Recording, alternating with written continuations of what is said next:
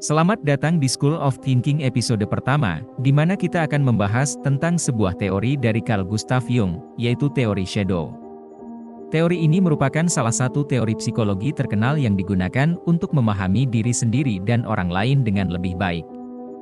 Menurut Jung, shadow merupakan sisi gelap dari diri yang tersembunyi dalam bawah sadar manusia.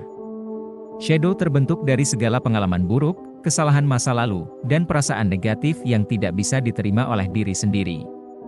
Sisi shadow ini bukanlah sisi yang bisa dilihat langsung, namun bisa dirasakan melalui perilaku dan sikap dari seseorang.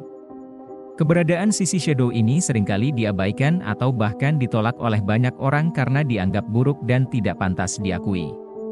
Namun, menurut Jung, memahami sisi shadow ini sangat penting bagi setiap orang dalam menemukan keseimbangan emosional dan kebahagiaan dalam hidup.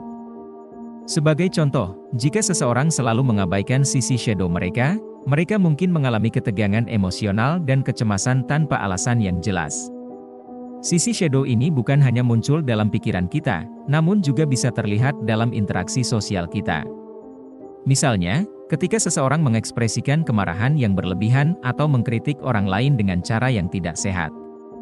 Namun, bukan berarti sisi shadow selalu buruk. Jung percaya bahwa jika seseorang bisa menerima dan memahami sisi shadow mereka akan menjadi lebih dewasa dan lebih bisa mengendalikan emosi mereka. Oleh karena itu, penting bagi setiap orang untuk mengakui keberadaan sisi shadow mereka dan mencari cara untuk memperbaiki diri. Dalam hal ini, terapi Jungian dapat membantu seseorang untuk menggali sisi shadow mereka dan menjalani hidup yang lebih sehat dan bahagia. Terapi ini akan membantu seseorang untuk mengidentifikasi dan menerima sisi shadow mereka dan memperbaiki hubungan sosial mereka. Untuk merangkum, sekali lagi, teori shadow Jung adalah suatu teori yang menganjurkan untuk mengakui keberadaan sisi gelap dalam diri kita dan belajar untuk menerimanya sebagai bagian dari kehidupan. Dengan begitu, kita dapat menemukan keseimbangan emosional dan kebahagiaan dalam hidup kita.